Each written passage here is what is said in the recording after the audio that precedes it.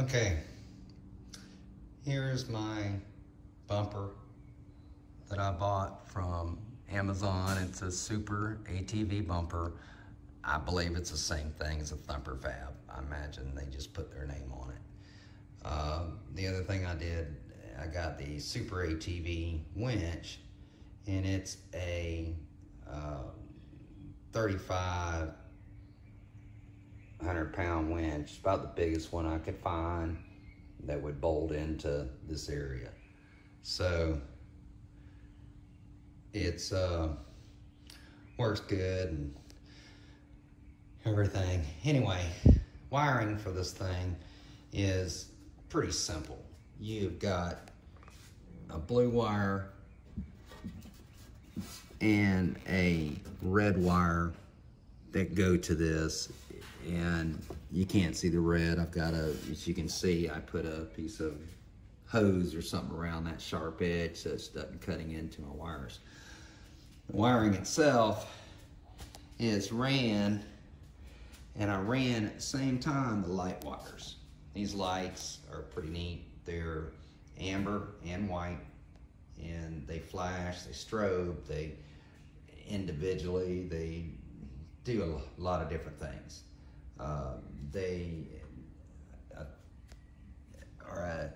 Got these also on Amazon. These are the only lights I have that aren't night lights, but they really are pretty cool.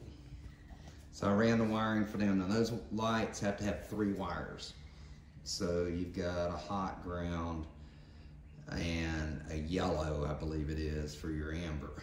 So it has to have 3 wires. The wires are not long enough. You have to get an extension. And if you get a 2-wire extension, be prepared to add a 3rd wire to it. Now the wiring, as you can't see this way, is up on the inside frame rail, which I'm going to raise. The wires for the winch and the lights are these yellow and blue ones, as you can see. You'll see a lot more wires go onto it. My rock lights are running near it and stuff. They weren't all done at the same time though, so it's an add-on type deal. You'll see a clump of wires right here that is the extra wire for my rear lights and stuff like that. I don't like to cut wires. I just leave them and bunch them up. They look okay, they're fine. So, but the wires come back and then follow them as I go. And then I have them curled up. Like I said, don't want to cut them. I believe they already have ends on them. So don't really want to cut them. And they're going to your relay assembly for your winch. This is mounted on the back of the back of the vehicle. It's all waterproof, and your 4 wires, you have your yellow and blue that's going to your winch, and then you have your hot and your ground going to your battery.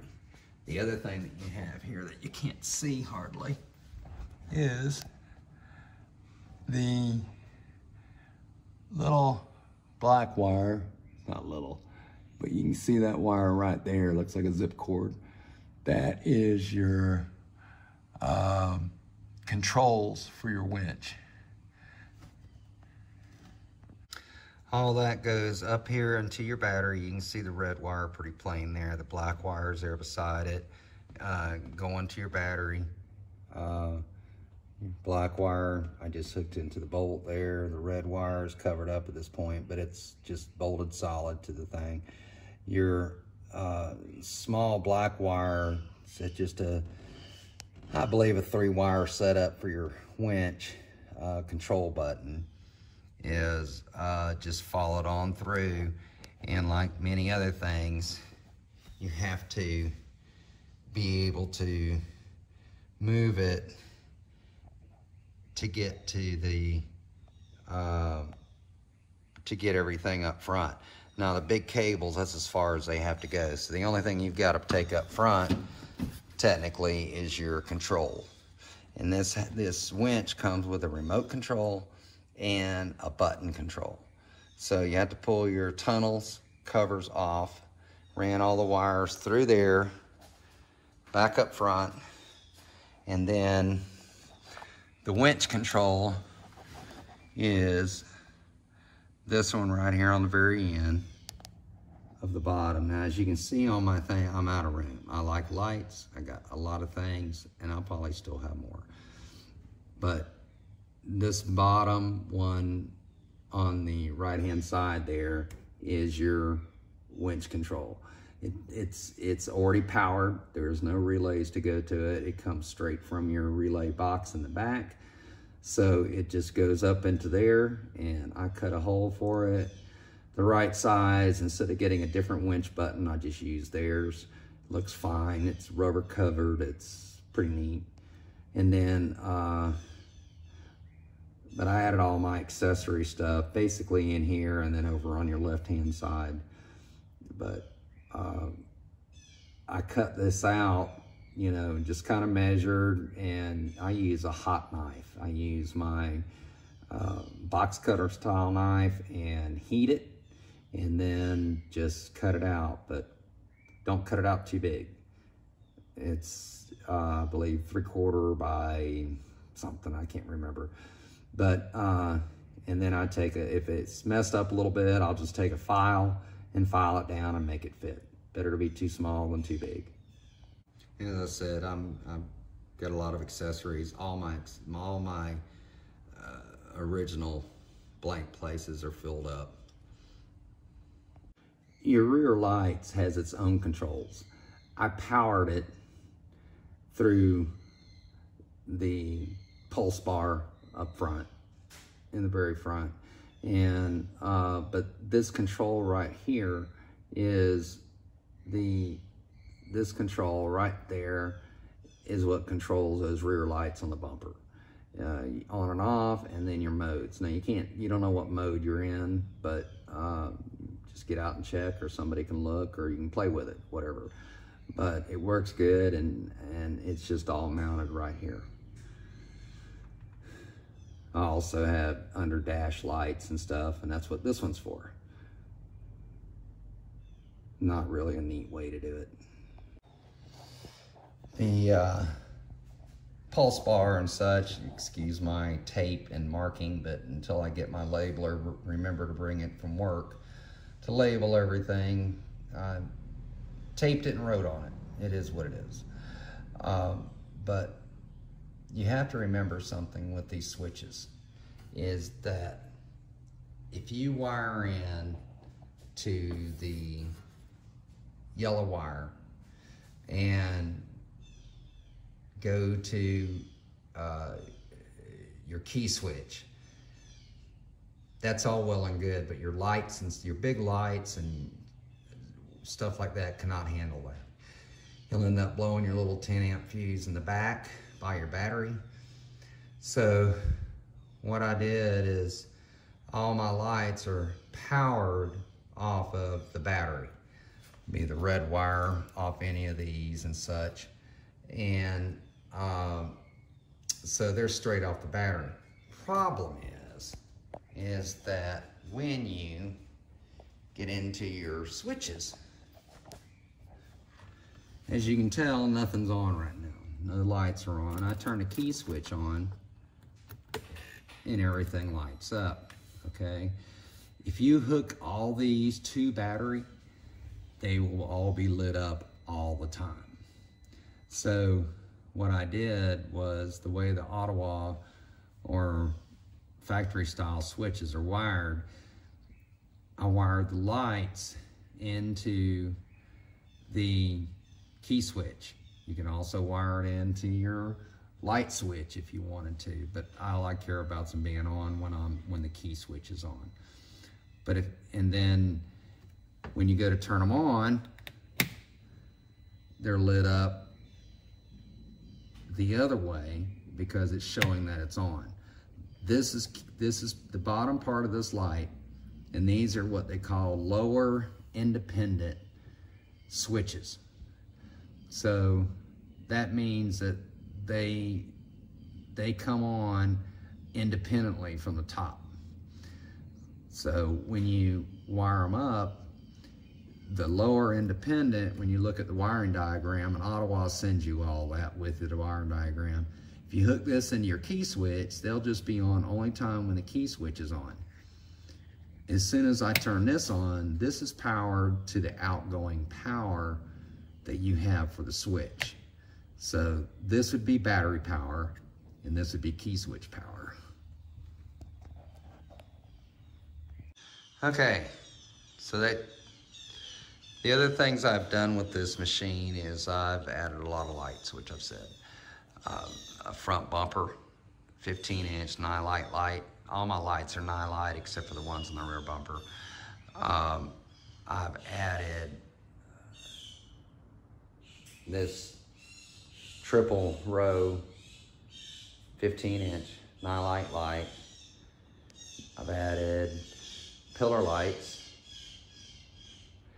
And then because of the width and size and everything else, I added a 1-inch or 1 row LED light bar, 52-inch, I believe. And the others are just too big. They're too heavy, too big. Don't need it. With the other lights that I have, it lights up great.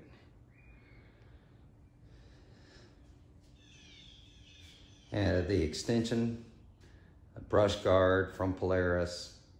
And I've also put on the newer, I don't know if you can see these, newer LED light, the whole light assembly for the 2021. So they're all LED. I had the BeamTech lights in my standard lights, and they're very bright. They work great. I just wanted the look of the new style light. So I got the full LED lights from Polaris for $450 and put them on there. The other things I've done is the high lifter A-arms, forward A-arms, and they're a little tough to put on. I bought them with the ball joints. Don't buy them without, it's too much damn work. You have to use your old bushings unless your machine's old. This machine was brand new when I did this, so I just took the bushings out and used them on this. And also, I got a 2-inch, technically a 3-inch, but a 2-inch lift, and it's a bracket lift. I don't know if you can see this or not, but it's also a high lifter. And I've got new springs for it, but the springs are stiffer. It'll raise it up another inch or so. And I don't want that ride. As you can see, I got 30-inch tires on this thing. And I don't need the room. So I still get the ride and nothing hits. It's fine the way it is. The other thing I've done is I put rock lights. And a lot of these rock light videos, they don't tell you where to mount them. The fronts they do, they're pretty easy. That front, anywhere on that roll cage is easy to do. Also mounted 2 ones in the grill. The other one is in the hood back in here to light up this top part, and then the other one lights at the bottom. Now the other thing that I've done is, because mine's a ride command, I've got the front light. Well, I got the front camera. I move the front camera down to this point. It's usually here. So I moved it. And I did that because, as you can see, I've got orange lettering here. I bought the bar that goes down and up and stuff to make room for your camera. It's the new bar. Well, when I did that, it hid this. So I put the original bar that the brush guard came with and put it on there, and then moved the camera down to here. Works great.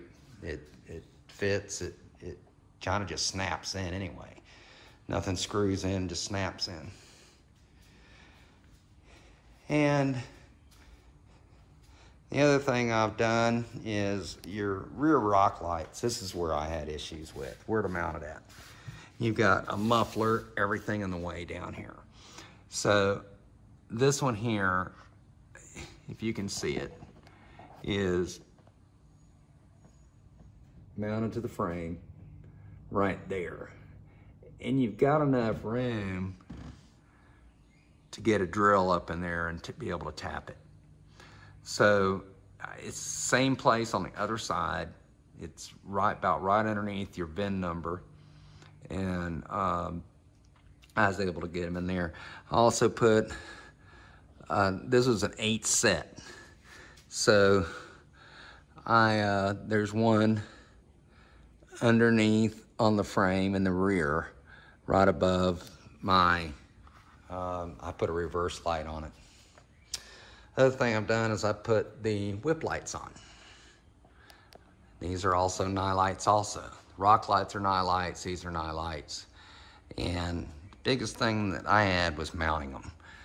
I found this Dragonfire clamp mount for the ProFit cage. Just did these yesterday. And they fit great. I can tilt them back. I don't have to run the wire up and down the bed to get them to wire in. Everything's just down on this back side. And but these mounts, they're really nice. Don't over tighten them. If you think you got them tight, leave them alone. They're aluminum. You don't want to strip out the threads inside it. You've got kind of a lock bolt here. The bolts that actually hold it together are underneath this piece. So it's, there's 2 Allen heads underneath there, and you can't see them, but they're underneath this plate. So you put it on there first, then you put this on. And I've got 2 rear lights on top for the bed and back lights, and light port. And then of course the rear are stay arms. They are the same way. I've got a 2-inch bracket lift on them, and it all works good.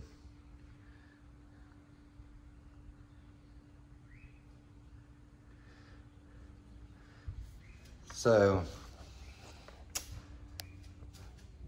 our rims and tires are 30-inch Interco Sniper 920s.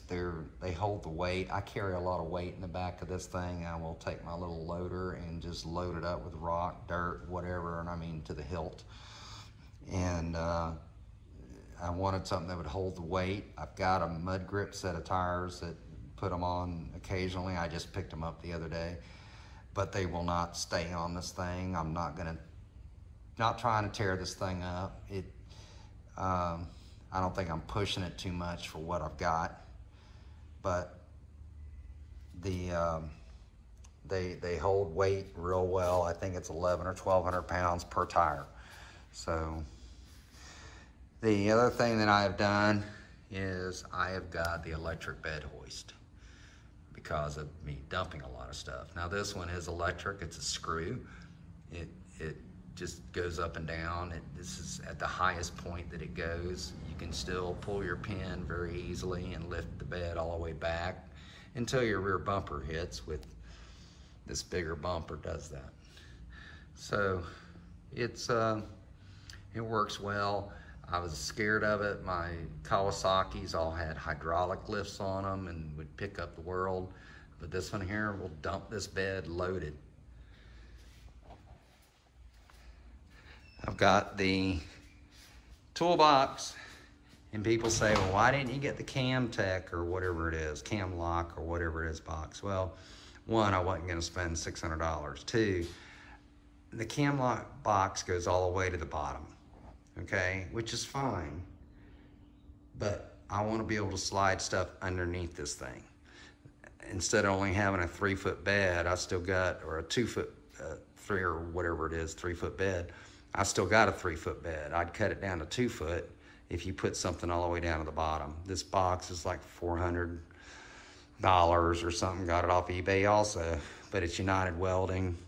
I've used their boxes for many years, so it's a good box and just not as deep as the other one, but for the price, and it's all powder coated, and it's like a textured powder coating, so it's pretty nice.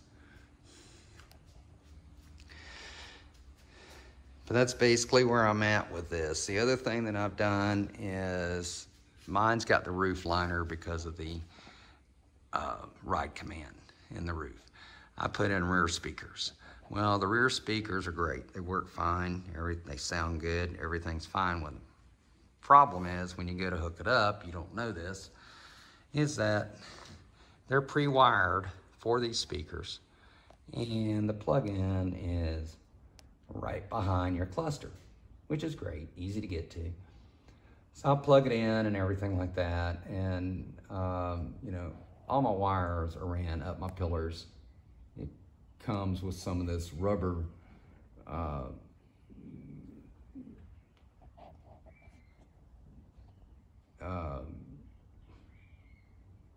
stuff to hide your wires in, sort of. But anyway, thing is, this is what they don't tell you. These speakers, the rear speakers that you buy, only work off your front speakers. The wires that are down inside there are only off your front speakers, those. So you don't have a true front and rear. I didn't know that. I kept playing with it, and told them, I said, well, it'll work off the front, won't work off the rear. Well, that's what they're supposed to do. Those wires are connected to your front speakers, so it only works off your front speakers. You do not have a true fading button, or front and rear will not operate them. But that's fine. Everybody gets the same sound out of the same two speakers, but you can at least hear it in the back now good, and everything like that. So this machine, I've got the rock lights, the whip lights. One of the rock lights I failed to mention is down here. Just above your feet. Needed a last place to put one, so that's where it was.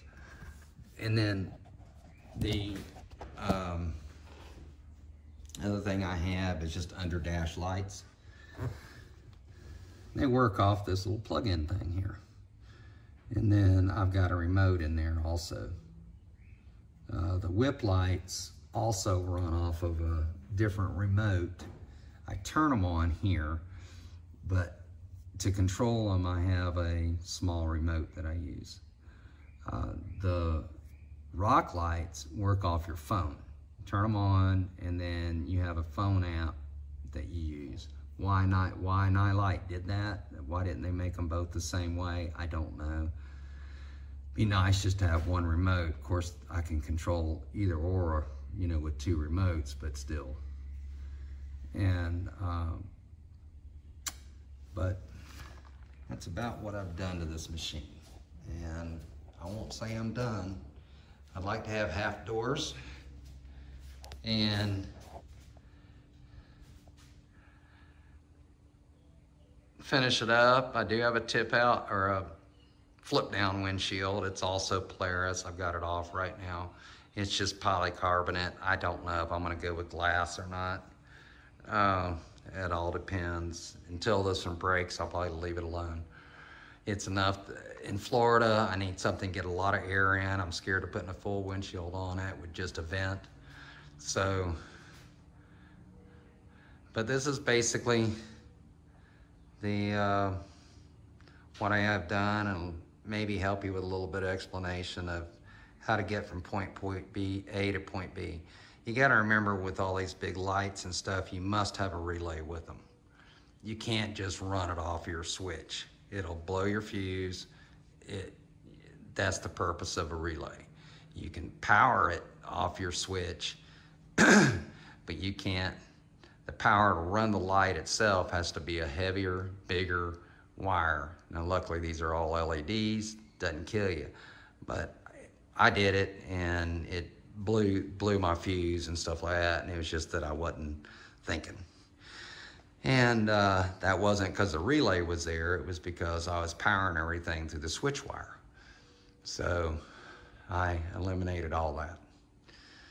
All right, well, hope this helps some people.